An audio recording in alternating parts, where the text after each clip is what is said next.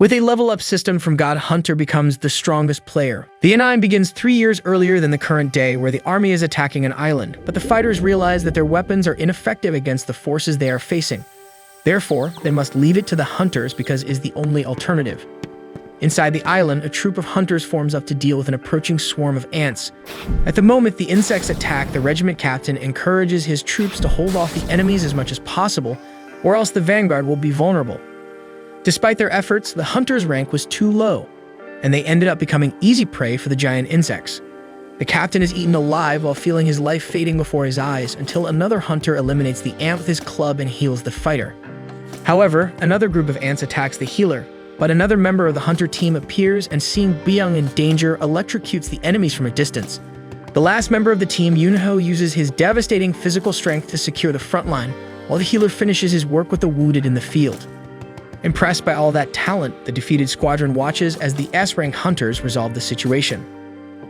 Unsuk, the member with electric claws, asks his healer not to rush ahead, but Byung just wanted to help as many people as he could. Besides, he was sure his two friends would come to protect him. At that moment, a gigantic ant appears on the battlefield, but despite its size and intimidating appearance, the S-rank team advances against the opponent. While Yunho holds the ant by its jaws, Unsuk injures it with his electricity.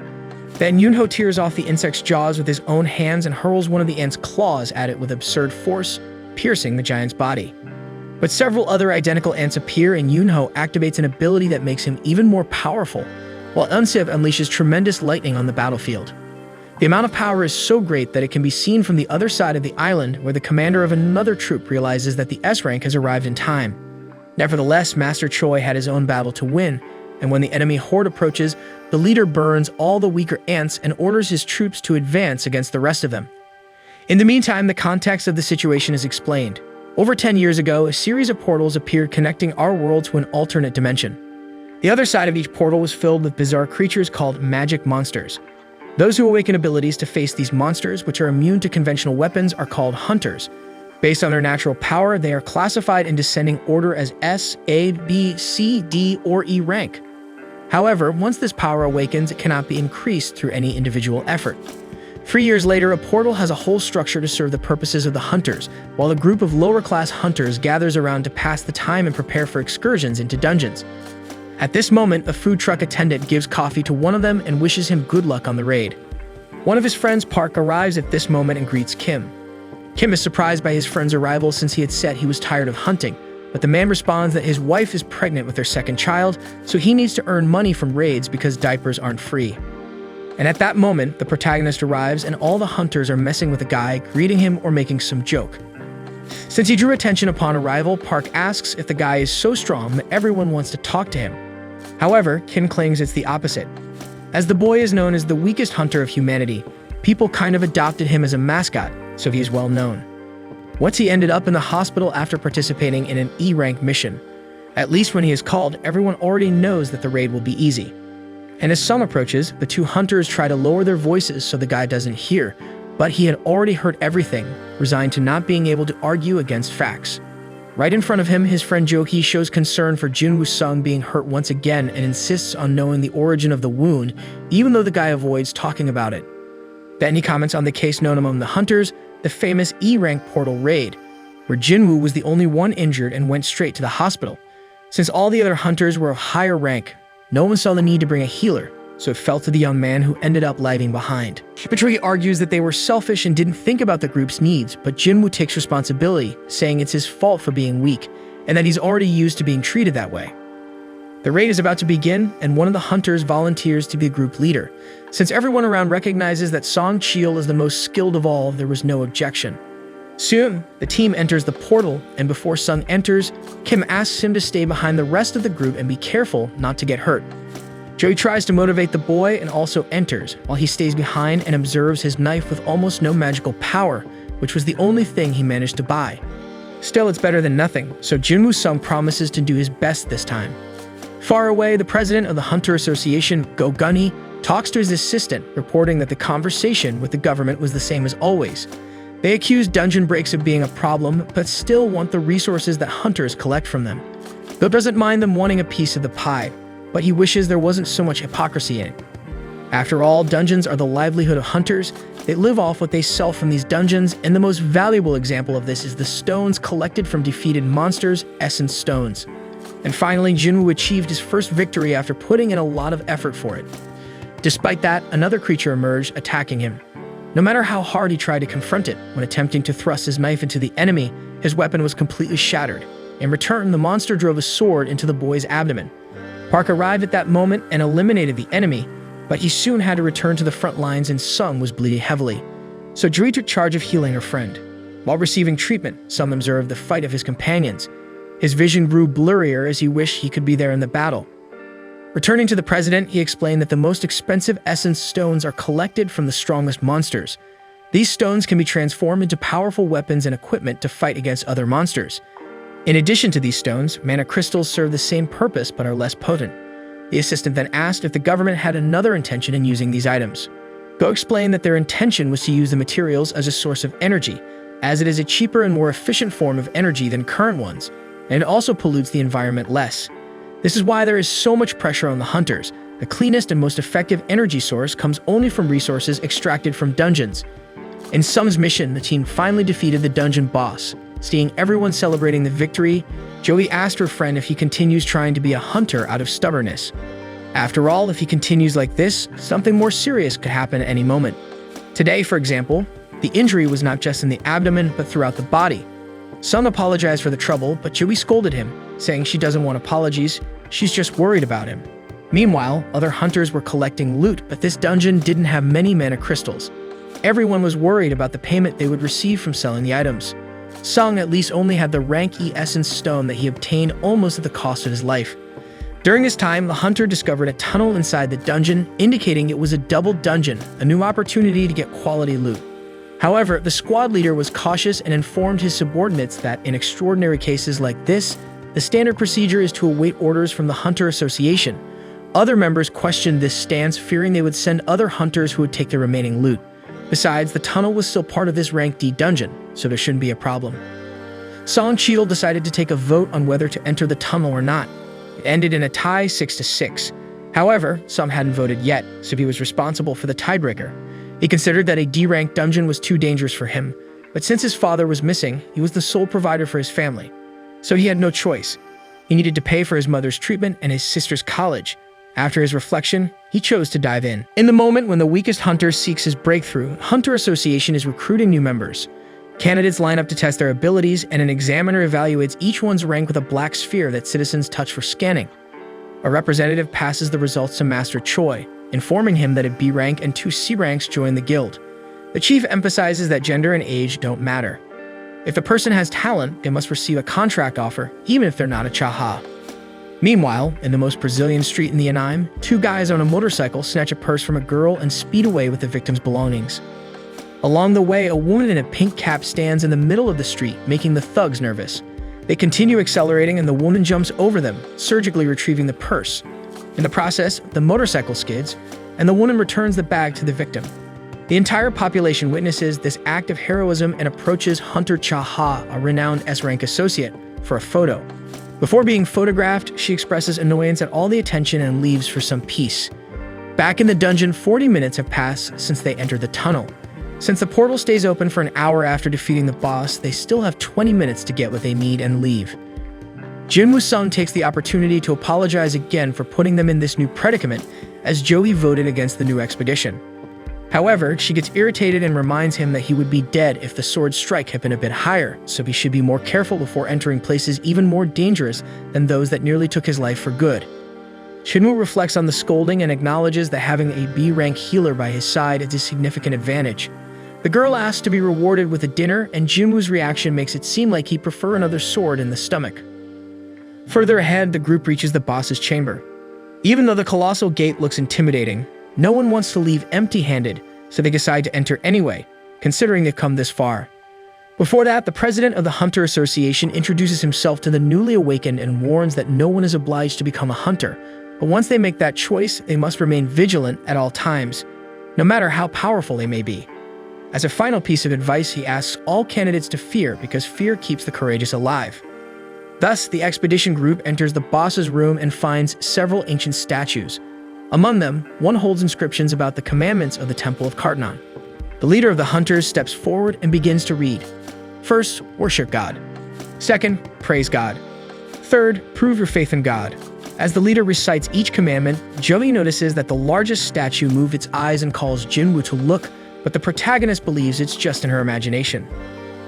Finally, Song Cheol reads the last commandment, stating that those who do not follow these words will not leave alive. With that, the gate closes and everyone is in shock. A hunter revolts at being put in that situation and leaves the group attempting to escape. However, one of the statues comes to life and ends the man with its axe before he can try to open the gate. As she annihilated a D-rank hunter as if it were nothing, it makes no sense to have a monster of that level in this lower level dungeon. Regardless, there's no way out, so Sung begins to imagine what will become of him. And it was at that moment that the largest statue in the room turns its eyes toward the protagonist. Despite this, Junwoo Sung recalls that he has been close to death many times before. In the first instance, he separated from the group on a raid and ended up trapped. Next, he was attacked by E-rank monsters and spent weeks in the hospital.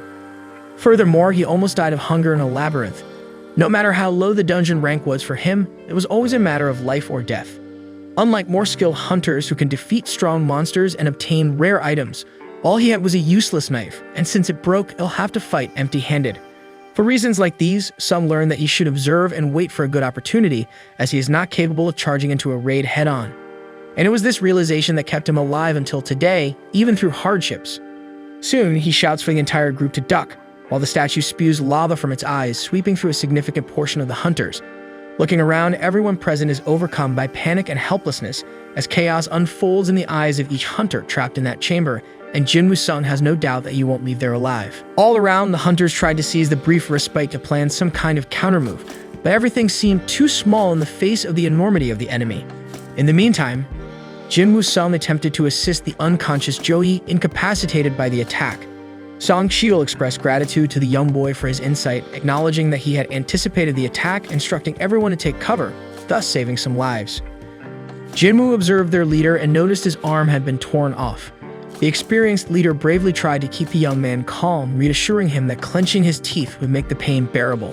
However, they needed to stop the bleeding before things took a turn for the worse, so Jinwoo did his part and covered the wound with gauze. During this act, Cheol mentioned he would have asked for treatment for Jogi, but she didn't handle pressure well and usually participated only in easy raids despite being a B-rank healer. He shared that he had been in 2 B-rank raids himself and had no doubt that this enemy belonged to Class A, maybe even S. As for the temple commandments written on that plaque, they likely referred to a deity represented by the statue. Along with the portals, various supernatural phenomena began occurring in the world. Some of these phenomena affected the hunters, while monsters behind these portals accumulated unimaginable powers. Meanwhile, far away at a school, the protagonist's sister, Jana Sung, talked with a friend. The short-haired girl asked if Jina's brother was indeed a hunter. She confirmed it, mentioning he was an E-rank and usually came home bandaged from his missions. When asked about the interest, the girl evaded the question, whispering that she could surely do a better job than that E-rank hunter. Back in the dungeon, the leader argued that the enemy was too powerful to be destroyed, so they needed to stay calm, assess the situation, and find a safe way out. Despite the precaution, a team member rushed and refused to die there, having just signed a contract with a major guild. Trusting his speed, he assured he could cross the gate before being caught. However, before reaching halfway, the statue almost completely destroyed the speedster's body, leaving only his feet behind. Undoubtedly, this was the last evidence they needed to understand that this creature could annihilate them in the blink of an eye. The big question was why it hadn't eliminated them all yet, and perhaps the reason was a hint of an exit. Therefore, Jinwoo Sung used his wits and asked his leader to recall the first commandment of Kartnan, venerate God. Interpreting the phrase, Jinwoo Sung stood up in search of a solution. Despite Cheol's concern about the young man's unexpected reaction, something in his eyes indicated that he hadn't given up on life. Analyzing the commandment, the young man asked the rest of the group to bow before the statue, simulating the veneration that the god demanded. The hunters were confused and skeptical about the effectiveness of this measure, but with no better ideas at the moment, they all joined the plan. The veneration caused a movement in the statue, changing its face to a sinister expression. After a few tense seconds, the group began to question the next step. Park felt confident enough to stand up, believing the statue had stopped attacking. Following suit, the others stood up, but the tension was far from over because the giant statue then rose from its throne with that sinister expression and began to chase the guild. Although Song Cheol was the leader, the group pressured Jin Woo-sung to come up with the next step.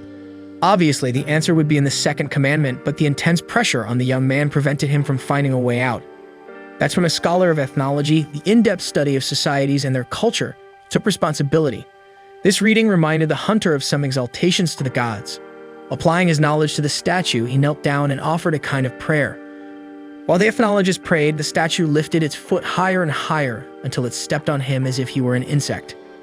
This triggered chaos and everyone began to run in pure desperation. Panic robbed a hunter of her reaction, and she too was mercilessly trampled. As he ran, Park remembered his family waiting at home with his second child about to be born. He tried to find a safer spot, but turning his back to another statue, it used its sword to cut Park in half. Meanwhile, Jinwoo was thinking of any possible clue to praise the cursed demon. So he observed his surroundings again and seeing the statues around him, noted that the first one held a spear, the second an axe, the next a hammer, followed by a sword, and then a trumpet. Intuitively, he predicted that the statues with musical instruments were peaceful. He instructed each member to run to one. But as he reached a statue with a drum, the instrument's music didn't play. Supposing that it would only work if only one person stayed with each statue, he left Jody in safety and moved on to the next. As the only target in the field, the god went after Sung, who sprinted to the last alternative. At the moment he would be crushed, he managed to jump and reach the statue he wanted. However, it was dark and he didn't see that the statue actually held a shield, not a musical instrument. It raised the weapon and struck the young hunter. Despite the brutal force of the impact, Jin Woo-sung survived and crawled towards the last instrument. Severely injured, he reached his destination just as the god stepped near his body. Nevertheless, the statue released its angelic voice, and with the praise of all the instruments playing together, the demon god sat back down. Joey chases after his friend, who is severely weakened. As if that's not enough, the statue's final stomp ends up taking the hunter's right leg. Jovi rushes to stop the bleeding, while she herself begins to bleed from all the openings on her face due to the difficulty of the wound. After the definitive end of the conflict, guild members exchange glances and assess the losses. Soon, they seek to find someone to blame for the tragedy that followed the vote to enter the tunnel. After all fingers are pointed, Song Cheol takes responsibility since he is the leader and in charge of the final word. Despite the heated discussion, the god raises his hand and the ground trembles, making the group think it's an earthquake. However, Jinwoo explains to the group that the statue was raising an altar in the center of the hall.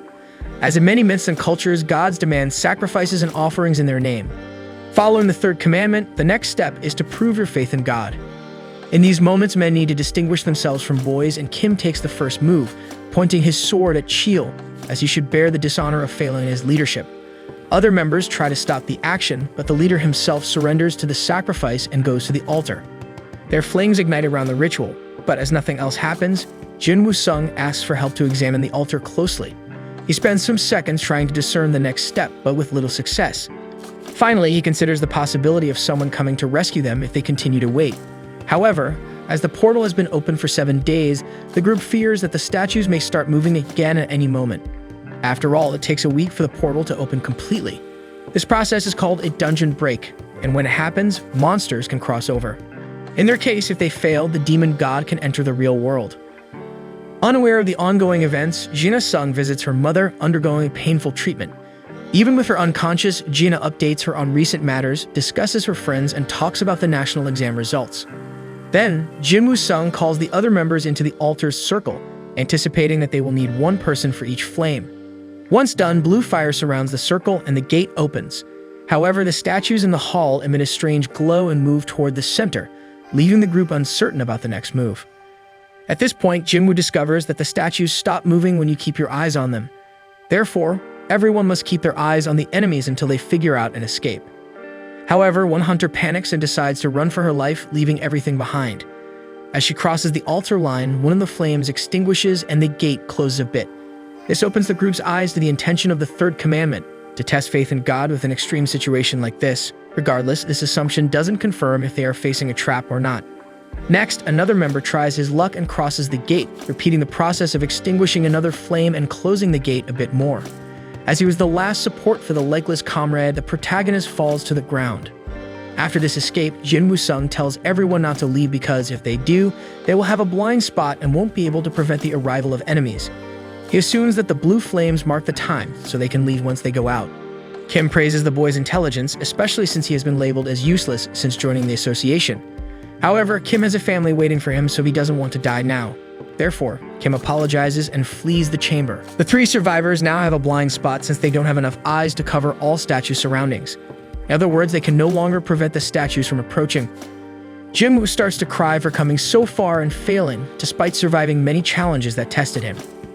But before the end, Song Cheol tells the two young ones to leave.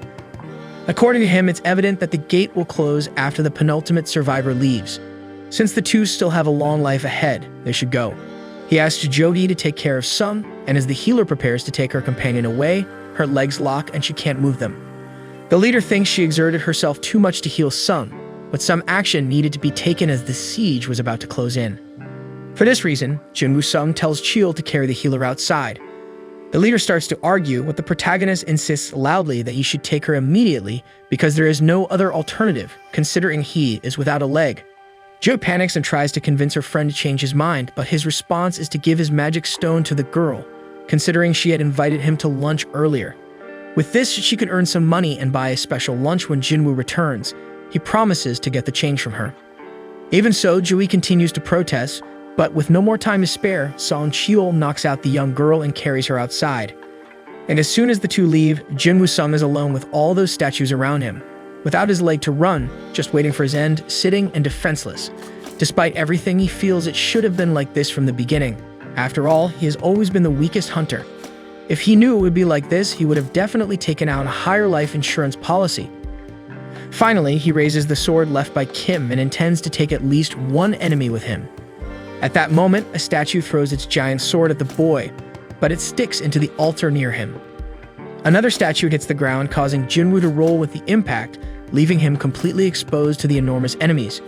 With that, the next blow is accurate, tearing off one of the hunter's arms. Praying for his end, the boy remained on the ground with no reaction, just lamenting not having another chance to do things differently. Meanwhile, another statue crushed his body with its hammer, breaking his bones. At that moment, despite the pain, Jinwoo Sung is proud of having at least reached this point. As he tries to stand again, a colossal statue pierces his right shoulder completely, impaling the boy on the wall. Miraculously alive, he spends his final moments harboring hatred for hunters like Kim, despising the fact that he said he couldn't take it anymore and had to leave.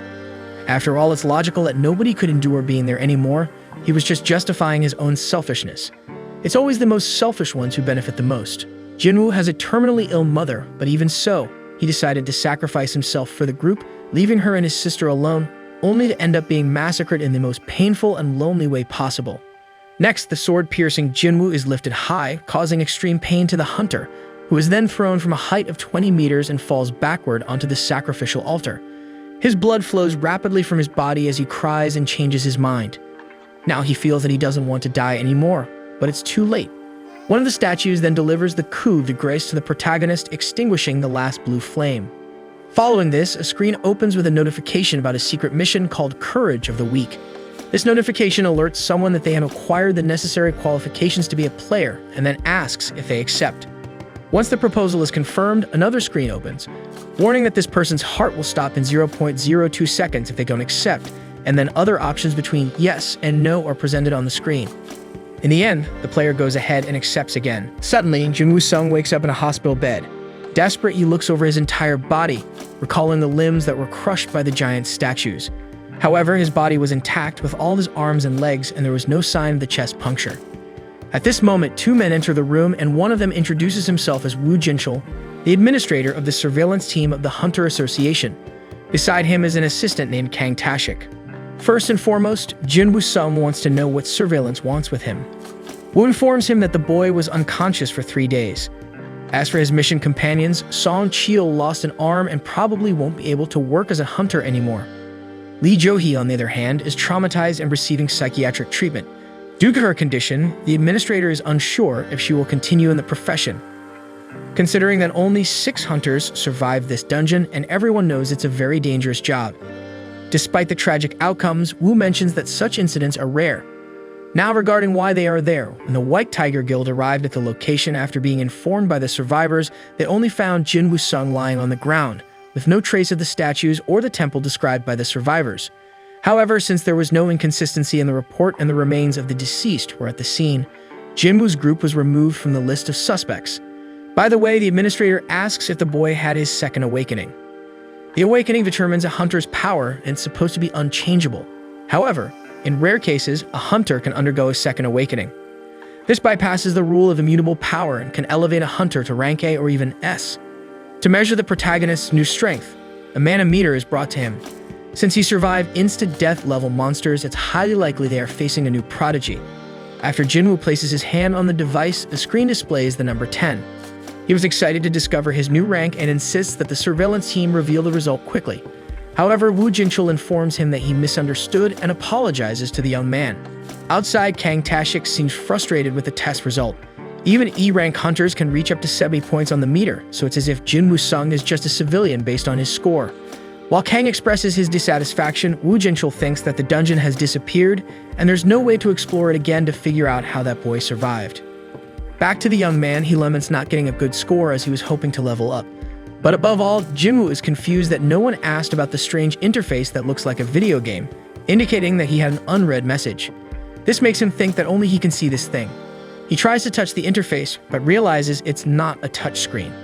The more he concentrates on it, the more some memories come back to him, like when he was about to die and this same screen appeared, saying he met the conditions to be a player and asking if he wanted to enter a mission called Courage of the Weak. Next, his sister appears in the hospital scolding him for not taking care of himself again. Almost every mission he comes back unharmed, but he remains a punching bag. However, as it was a genuine concern, Jinwoo smiles slightly at Gina's scolding. This leads her to think she's being sarcastic, so she threatens to quit studying and get a job if he continues to get injured, as one day, he'll end up crippled and unemployed. Acknowledging his sister's point, Jinwoo agrees to take it easy and then asks if Gina can see the strange interface in front of him. She thinks a doctor needs to examine his head but plays along. As a gamer, Jinwoo explains that this interface looks like a virtual game, asking what to do when an unread message notification appears in a game. Gina explains that normally you just open the message box. As the boy repeats his sister's words, the voice command shows the messages. The first one informs him that he has become a player, and the other says that the daily mission called Strength Training has arrived. Jinwoo tries to remember where he heard the word player, while Gina sees that her brother is fine and says goodbye. Outside, she meets her friend Song again, who believes she is more useful than Jinwoo as a hunter. Meanwhile, the boy delves deeper into the virtual menu, discovering that it is designed to assist in the player's development and not fulfilling the system's determination can result in a penalty. Finally, a third screen indicates that the rewards have already been delivered to him. He still doesn't understand what's going on, so he goes into the details of the strength training mission to take a look. The daily goal was to perform 100 push-ups, 100 squats, 100 sit-ups, and run 10 kilometers. If the player doesn't complete this mission, they will suffer a penalty. Jinwoo Sung thinks it's just a joke and tries to figure out how he could possibly do all that in his current state. But while lying down and not taking it seriously, a countdown in the menu is running out. In the meantime, the surveillance team administrator informs President Go that the young hunter, Jinwoo Sung, did not have a second awakening. Over the phone, Go is relieved that at least this case didn't cause a dungeon break, but there's still something fishy about this story. Therefore, the boss instructs surveillance to leave this dungeon in the database for further evaluation. Meanwhile, Master Choi invites Cha-ha to be instructor for the upcoming B-rank raid because it will be an important expedition to select new recruits for the institution. However, Cha-ha doesn't feel very confident in her mentoring skills, so Choi explains that all she needs to do is fight normally as she always does, and her performance will serve as an example for the less experienced. After that, he explains that the Hunter Guild is one of the country's top 5 guilds, but on an international level, they are still small. And although individual levels cannot be evolved, collective training will always be a differentiator, especially now that they are preparing for a very special moment. Later, a portal opens in the middle of a road and civilians wonder when the hunters will arrive to solve this problem. Meanwhile, Jinwoo, who was in the middle of his sleep, receives a mission failure message, and as a penalty, an earthquake shakes his room and the boy is teleported to an unknown place. Without understanding what happened, he encounters a giant desert centipede, while the panel reappears, stating that it's a punitive survival mission and the goal is to stay alive for 4 hours. Meanwhile, nurses realize that one of the patients is missing, and even after 2 hours of him fleeing from a monstrous insect, the staff is clueless and doesn't know where to look for Jinwoo. Thus, the boy remains trapped in that alternate world until the countdown ends, and just as the creature is about to strike, time runs out and the desperate boy returns directly to the hospital, receiving the news that he completed the mission and a reward has been granted to him. However, before he can retrieve the item, nurses enter his room and start assisting him. The next day, Jaina is on the phone with her brother and asks him to cover for her at Cheadle, since Jinwoo has caused her so much trouble again. In the meantime, Joey is summoned for a ranked D raid, and despite the association knowing that she's going through a tough time, the rest of the guild is busy, so she's the only option at the moment. Despite this, Joey declines the proposal, but at least learns that Jinwoo has significantly improved his condition. Happy with the news, she goes straight to visit her friend, but instead of continuing to rest, he is running around the hospital courtyard like crazy.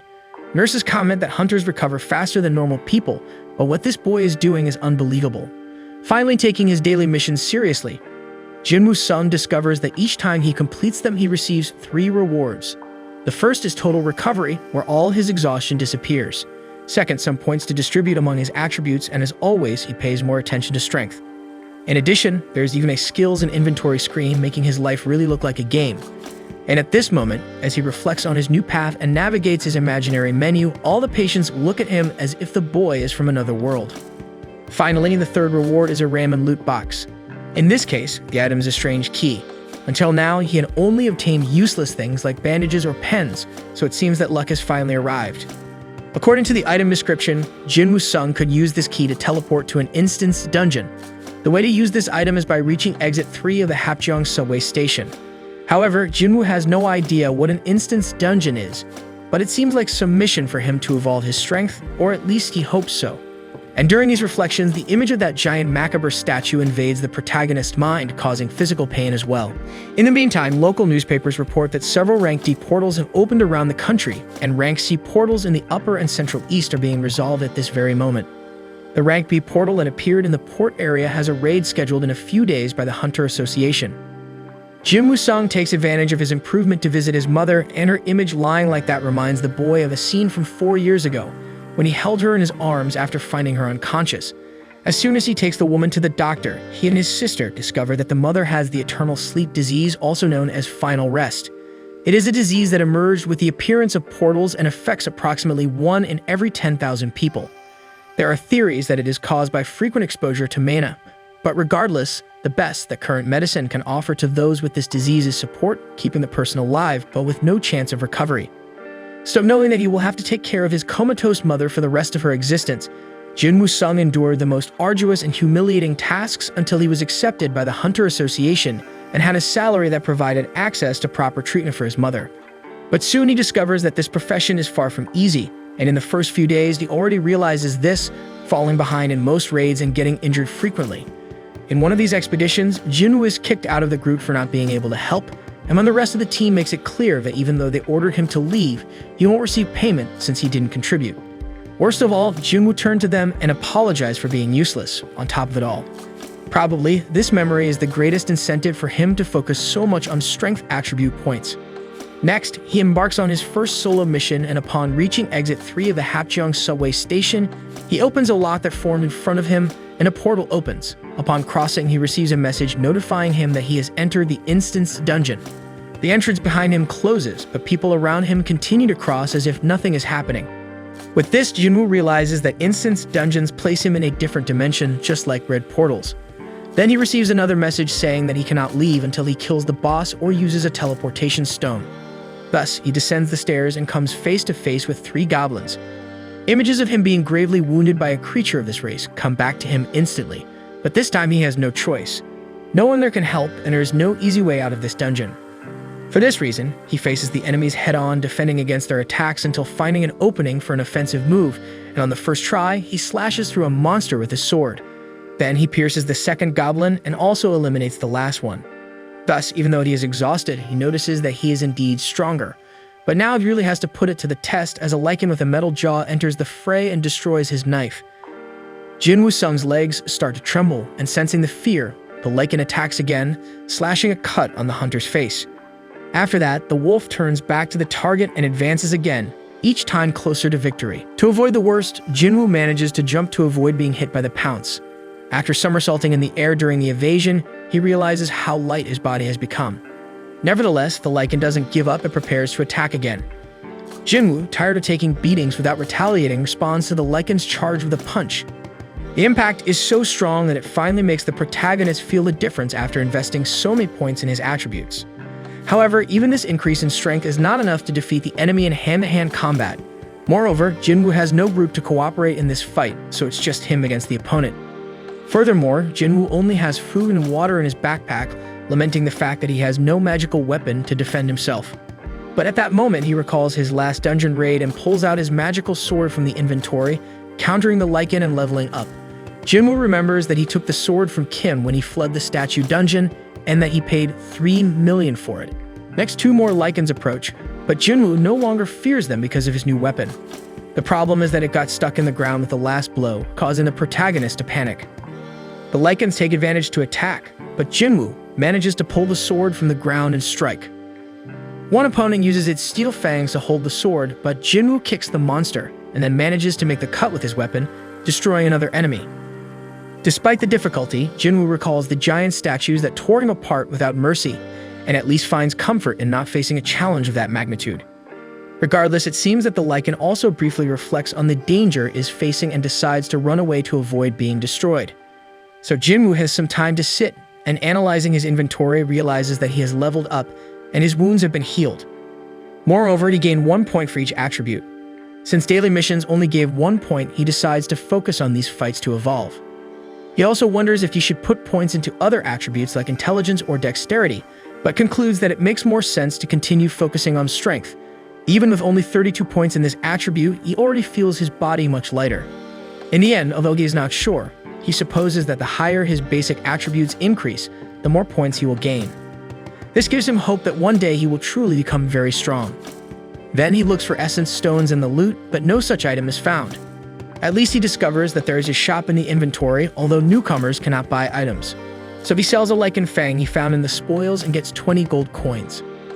Jinwoo knows he needs to clear this dungeon before his food runs out, but he's not sure if he can defeat a boss alone, even if it's an E-level dungeon. He could find the teleportation stone, but he has no idea where to look. Therefore, the best idea is to level up in this dungeon until he can face the boss. To continue on a positive note, dozens of Lycans approach the boy and attack him, but even in the face of so many enemies, he feels no fear because he has already witnessed his own death once. Therefore, he engages in combat and manages to get rid of some creatures.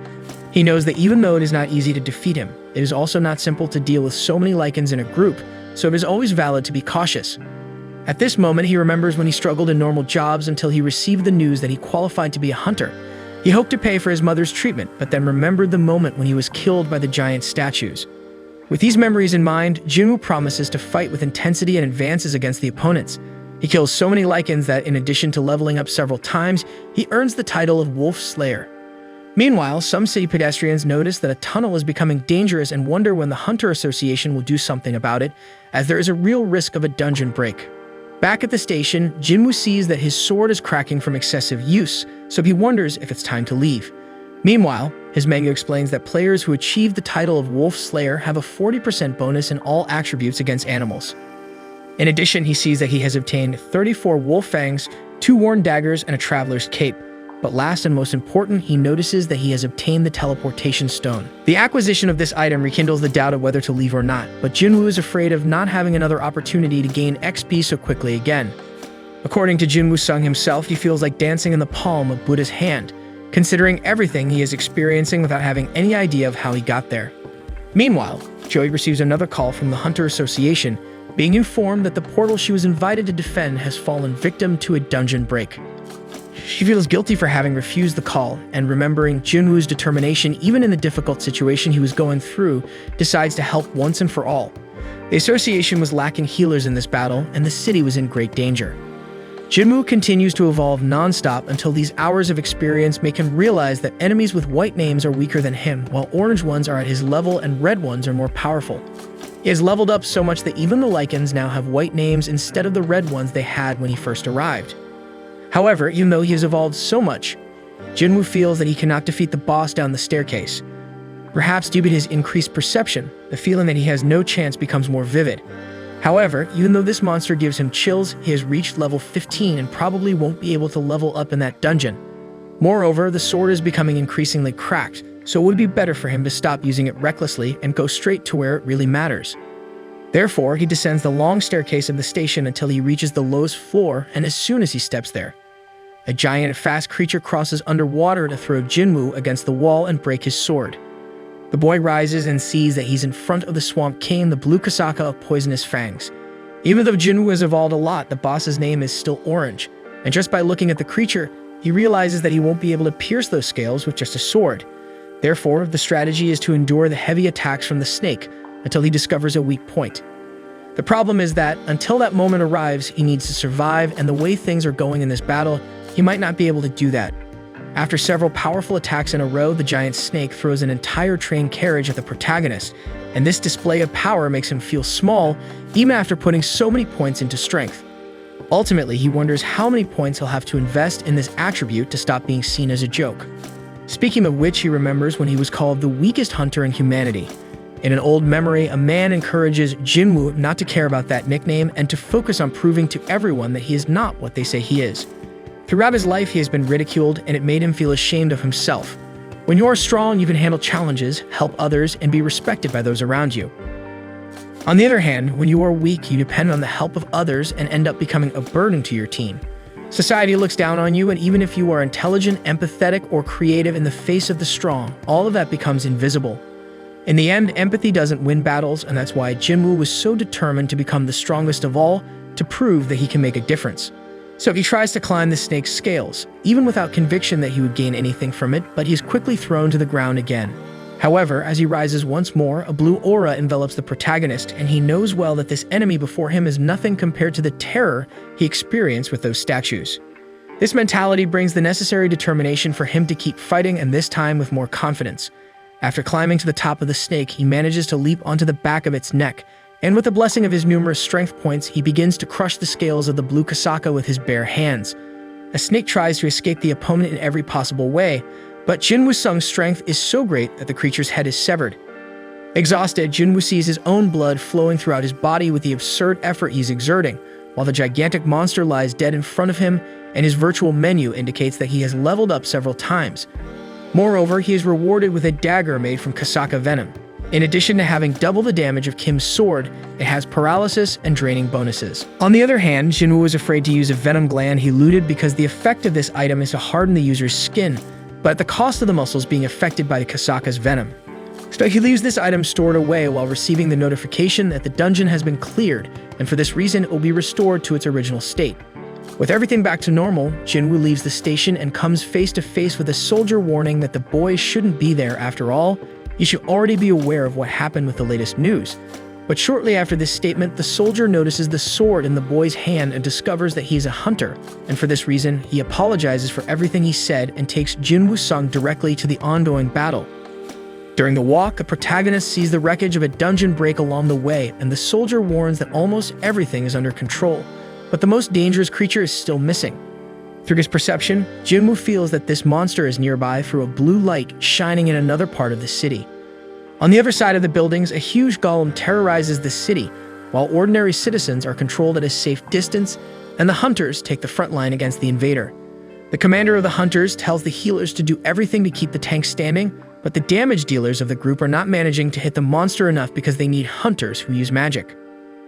Jinwoo notices that this group was put together hastily, so they have no synergy together. Moreover, there are 6 rank E and 2 rank D, so they are too weak for such a threat. Despite all this, he sees a rank B healer in the middle of the battlefield. It was Joey being urged by the other healer in the team to do something useful since she was paralyzed by fear. She tries to cast a healing spell, but the image of the evil statue invades the girl's mind and shakes her again.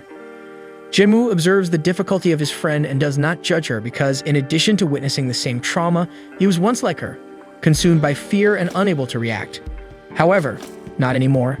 In the face of this creature, Jinwoo knows that it is of rank D, just like the giant snake at the station, so he has a chance to help in the fight.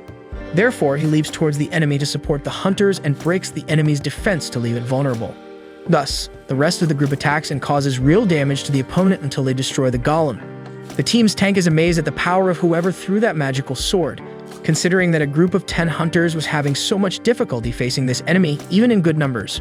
Looking for the author of the magical strike, the tank asks a soldier who threw that sword in the middle of the battle, and the soldier looks back in an attempt to find the guy, but Jinwoo was already far away. The tank wonders what level this hunter must be to be able to do that, while Joey seems to know that it was her friend who caused that turnaround in the fight.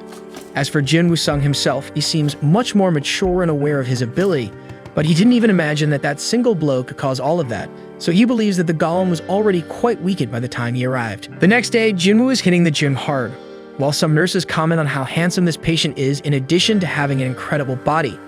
When this patient arrived, he didn't attract much attention, but he hasn't stopped exercising since then and got ripped, and that happened too quickly for the short time he's been there. Shortly after, one of these nurses enters Jinwoo's room and sees him shirtless. She feels embarrassed for being attracted to the guy's body and ends up speechless, but soon she composes herself and informs Jinwoo that he'll be discharged today, asking how he's feeling. He replies that he's feeling great thanks to the nurses and her colleagues' work. The nurse thanks him for the compliment and informs him that he should go down to the reception so they can take care of the paperwork. Jinwoo feels grateful for the care he received and heads for the stairs, but before he leaves, the girl gathers courage and asks for his number. Innocently, Jinwoo thinks it's to send the test results to her after discharge, so he gives his contact to the girl. Meanwhile, on the Ultra Morning newspaper, the presenter receives a very special guest named Baek Yoon-ho, one of the country's 7th-rank hunters. Due to his high level, the presenter asks if the hunter's daily life is very hectic and wants to know what he does when he's not in dungeons. Baek replies that every day is a training day and that it's necessary in addition to always being in combat to keep reflexes sharp.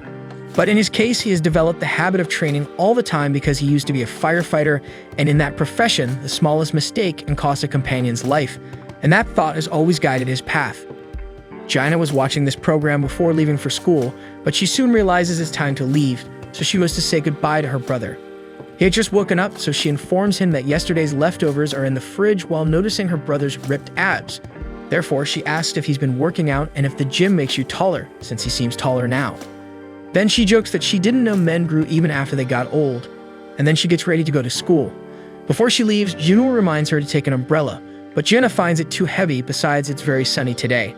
However, Jinwoo is devoted to the popular saying that prevention is better than cure, and stuffs the umbrella into his sister's backpack. With Jaina's departure, Jinwoo opens his training menu and sees that he has already completed all the day's tasks, except for the 10-kilometer run, which he left for later. As for the muscles he developed, he wonders if they are the result of the strength stats he has focused on more, or if he'll end up looking like a bodybuilder if he keeps working out. And speaking of that, he hasn't used the points he gained from the last level. Reflecting on where to allocate them, he concludes that strength is the most important to him, but that absurd damage is useless if he doesn't hit the blow. Therefore, it seems like a good idea to invest in agility. Vitality is good to have, and perception has been very useful, but he's not sure about intelligence. It seems to be related to magic, so he's not sure if he needs it.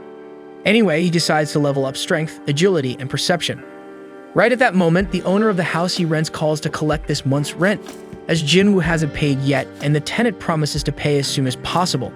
After ending the call, the protagonist looks at the screen of his cell phone and wonders if this experience he's going through is some kind of second awakening, but now that he can easily kill goblins, maybe paying the rent shouldn't be a much harder challenge. Instead, he prefers 1,000 times to face a battalion of goblins. And maybe that's the solution to paying the rent, so Jinwoo enters a hunter's app, where they act in raid services in exchange for money. Jinwoo is looking for a higher level challenge to score some good money, but he imagines that nobody will accept a rank E in this type of difficulty. For this reason, maybe it would be better for him to ask for a revaluation and who knows, rise in rank to have more chance of getting higher paying jobs. However, Jinwoo remembers that he underwent a red awakening, and that this is extremely rare to happen, and the fact that he is a hunter who can level up would attract all the world's attention, and the press would throw all the world's expectations on his back. Because, as they say, the nail that sticks out gets hammered.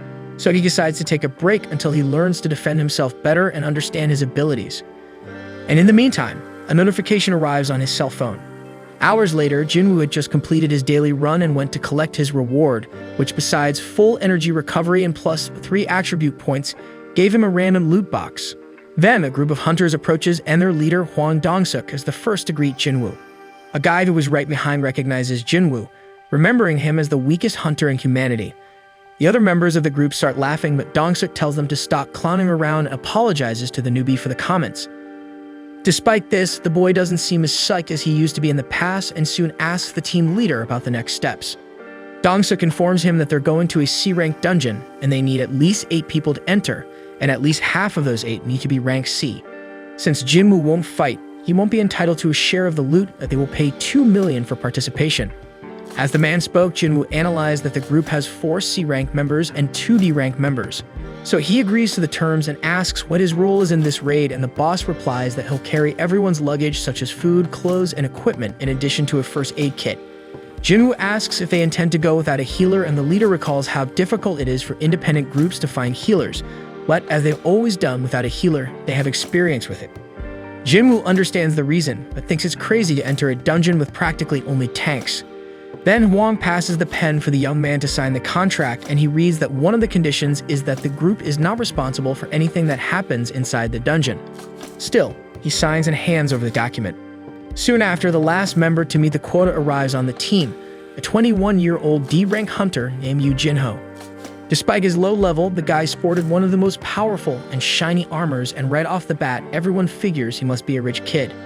Yoo Jin-ho assures he'll protect the protagonist, and they all set off for the mission. During the hike, Yoo asks Jinwoo if he's okay since those backpacks seem heavy, and Jinwoo thanks him for the concern but says he's fine. Later, the 21-year-old starts recounting the story of the former company president they were passing by who fled abroad 2 months ago, taking away 900 billion embezzled. Seeing Jinwoo's disinterest, Yoo apologizes for not being aware of when he's bothering others. Arriving at the portal, the team notices it's too big to be a C rank, but Hwang confirms that the association checked twice. Yoo asks the new colleague if they shouldn't worry more about the size of this portal, but Jinwoo Sung informs that what matters is not the size but the level of magical power emanating from within, and that's what the Hunter Association evaluates when classifying. Dangerous dungeons ranked B or higher are handled by larger guilds. Those ranked C and below shouldn't be as dangerous. Yoo compliments the bag carrier's knowledge on these matters, and he recalls he's been a hunter for a long time, even though he's never entered a C-rank portal. Finally, the time has come, and they all cross the barrier into the dungeon. Since it was very dark, Q1 casts an illumination spell, and everyone is confused by the fact that this dungeon has no monsters and is completely dark, unlike others which are filled with glowing stones that light up the place. These cave characteristics remind Jinwoo of the Kartanon Temple, where all that tragedy happened. At this moment, the colleague in shiny armor asks him what those glowing stones are, and he explains they're rocks that emit a faint light, quite common in cave-type dungeons. With this new information, Yoo recites all the stones he learned about, including the Essence Stone obtained from magical monsters, the Mana Stone, which can be mined from dungeons, and this glowing stone, which illuminates caves. Yoo finds it easy to confuse them all, but the bag carrier promises he'll get used to it. As the group reaches a part divided into 3 paths, Yoo gets tense and thinks there's nothing in this place, so he asks Jinwoo if there are dungeons without monsters, but the protagonist tells him to be quiet because his perception indicates that a strange sound is coming from somewhere. Therefore, magical monsters are around there somewhere, just haven't shown themselves yet. With the discovery, the team prepares for any imminent threat, while Jinwoo wonders what kind of creature hides in the shadows and is attracted by light, and soon concludes they're insect-type monsters. At this moment, sounds coming from all sides seem louder and more intense, and the whole team seems like they're going to panic because they can't see any enemies. They look to all the tunnels for any sign until a bunch of giant ants emerges from above. Apart from Q1, the archers try to prevent the enemies from getting close, but soon they manage to reach the ground. Therefore, Dong-suk uses a provocation skill to attract all opponents to him. And with this protection, Q1 has time to cast a powerful spell that eliminates several enemies at once, giving the rest a chance to advance toward victory. Watching the fight, Jinwoo recognizes that this team is very well coordinated, and indeed, they must have been fighting together for a long time. And as for Yoo Jin-ho, it seems like the equipment makes up for the lack of skill. But even though they're doing well, something doesn't seem right in this story. Soon the battle is won, and the members divide all the essence stones among themselves. Dong-suk thanks the bag carrier's perception for anticipating the trap, and Jinwoo replies that it's just part of his instinct. However, Q1 notices that many ants weren't killed by sword or magic strikes, so the group thinks there might be a stronger creature in that place doing so. Meanwhile, he tries to brag about the ant he killed, and Jinwoo asks where he got that expensive equipment from. So the boy replies that his father wanted to give him something nice for his first raid. Therefore, Jinwoo asks the young man to be very careful. Outside the dungeon, the master of a guild, Bak Yoon-ho, is smashing a huge stone in one blow during training. Then he states that wasn't even the warm-up and orders someone to clean up the debris. Back in the cave, Jinwoo is commenting to the new colleague that making money without fighting is a good deal, but deep down, the protagonist feels it's almost too good to be true since he still has a nagging feeling. And as they walked, everyone observes various insects injured along the way. As they light up the route, they notice the entrance to the boss chamber and continue the journey. Further into the cave, they discover tons of mana crystals. Therefore, One of the members comments to Dong-suk that even his brother would be envious, and Kyuwon tells the boy not to mention the leader's brother's name. In the meantime, the leader was thinking about how even his youngest is sometimes right, and he's going to use these resources to develop his attack team and not be subservient to him anymore. Meanwhile, you had read Jinwoo's contract and is going to contest a clause with the contractor saying that Jinwoo wouldn't receive a share of the battle drops. But since the mana crystals are mined, the division should be by 8. Dong-suk smiles and confirms they'll do that, but first they need to deal with that giant spider up there. And since the portal closes once the dungeon boss is destroyed, everyone needs to mine as many crystals as possible before facing the arachnid, taking advantage that it's asleep. Then he asks a member about the excavation equipment, but he replies he didn't expect to find so many minerals, so he left the tools in the car. Therefore, Dong-suk decides to go back to get everything, and tells Yu and Jinwoo to stay there in the meantime since the spider is full and shouldn't wake up. Despite Yu's outrage, they leave, and at that moment, Jinwoo remembers the group's claim that they always tackle rank C dungeons without a healer, so he wonders why they didn't have any known hunters to call instead of him and Yu. During his reflection, Dong-suk instructs Kyuwon to seal the boss chamber, dropping debris at the entrance to prevent the Du's escape. Consequently, Jinwoo recalls a moment when a man said that in this field there are always scoundrels because missions take place in isolated locations, making it easy for crimes to occur. Therefore, sometimes the weaker ones are left as bait, like a lizard leaving its tail behind. In one of those tales, Yu Jinho punches a mana crystal, lamenting having to die over a simple division of assets. He thinks that perhaps he would have lived if he hadn't mentioned the contract, but Jinwoo knew that the group was ready to kill them at the first wrong move. However, they didn't need to get their hands dirty with blood since the spider finally awakens, while Yu instructs the baggage carrier to protect himself behind him. Jinwoo is analyzing escape routes, thinking that some tunnels in the vicinity would likely be the exit the Dong-suk group would use.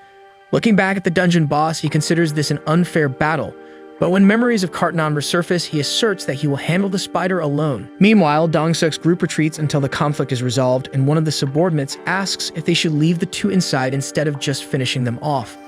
The leader explains that doing so would wake up the spider, risking them not being able to return to collect the resources they desire. But with the two trapped inside, the spider will eat them and then go back to sleep, giving them time to gather everything undisturbed. Plus, with that playboy dead, Yu Jinwoo, they'll be able to get that shielded armor, which alone must be worth around 10 million. So even if they don't have time to extract the crystals, just that will fetch a high sum.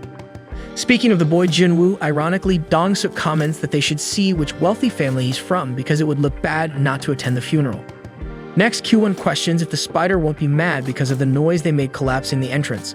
Then Dong-suk responds that regardless of her mood, they are in a group and can handle the situation, unlike those two low-ranked brats, who no matter what they do will end up in the spider's belly. In the meantime, Jinwoo-sung seems confident that this won't be his fate, while Yu tries to convince the protagonist that he would need to be at rank B to defeat this rank C boss, or at least be on the same level as the arachnid, but extremely well equipped, which isn't the case. And despite the confidence, Jinwoo agrees with his companion. Even with the resurgence, he is still weak, and the bosses he faced, like the Blue Kasaka and the Golem, were of lower ranks than this boss now, which means he's facing a much bigger challenge than before. Despite this, Jinwoo-sung doesn't flinch in this situation, and something inside him keeps affirming that he can handle this spider. After all, he's at level 18, so it's worth a try. With that, he advances towards the enemy, and living up to the title of hunter he possesses, Jinwoo begins his hunt.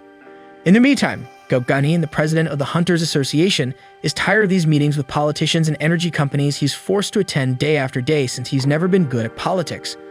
That's why Woo Jinshul invites the boss to a training battle to relax a bit. So Go jokes that the veterans try to retire, but the younger ones keep asking for advice, keeping the old ones active. Meanwhile, Jinwoo is seeking a way to hit the opponent since he's having trouble penetrating the exoskeleton with his sword. Furthermore, he needs to pay close attention to the spider's attacks because one of those paw strikes would be enough to bury him alive.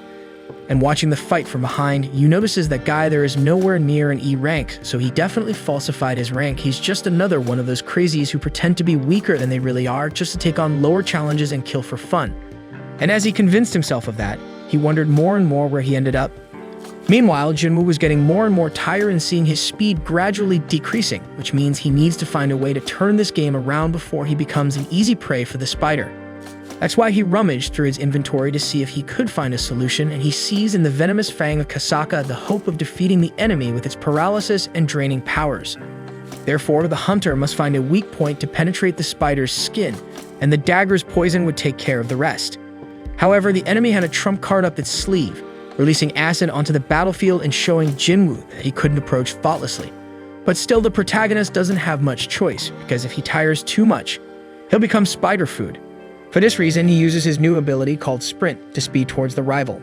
Thus, the 10 kilometers run per day seems to have some effect on the strength of the boy's legs, who is launched like a missile towards the dungeon boss, giving him a chance to attack with his dagger on her face.